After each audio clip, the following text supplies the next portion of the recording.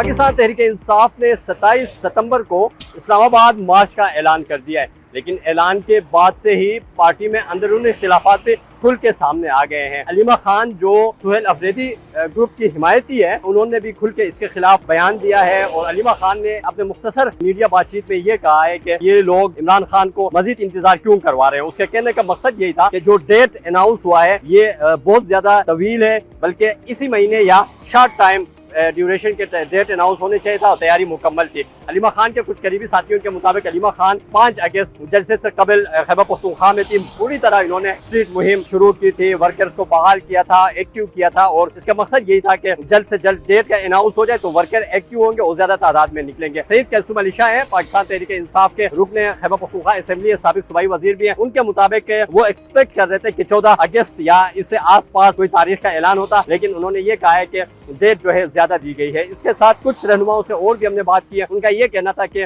मुशावरत नहीं की गई है। सुहेल अफरीदी जो है वो मुकम्मल इसको लीड कर रहे हैं और इसी बात के ऊपर कर रहे हैं। काफी हद तक वर्कर्स भी इसके ऊपर तैयारी तो कर रहे हैं, साथ साथ डेट तवील देने के ऊपर भी खुश नहीं है। ताहम जो तर्जुमान है खैबर पख्तूनख्वा हुकूमत के मुशीर इत्तलात हैं, वजीर इत्तलात हैं खैबर पख्तूनख्वा के शफी जान, उनके मुताबिक जो है वो तमाम मुशावरत के बाद जो है इस डेट का अनाउंस हुआ है और इसका मकसद यही है कि इमरान खान से मुलाकात और इसको जो केसेस हैं उसके जल्द समाअत के लिए कंडीशंस रखे गए हैं, शराइत रखे गए हैं। इसके मंजूरी के लिए प्रेस करने के लिए ये डेट का अनाउंस हुआ है और अगर इनके मुतालबात मंजूर ना हुए तो पूरे खैबर पख्तूनख्वा पूरा पाकिस्तान जो है सड़कों पे होगा और इस्लामाबाद मार्च होगा।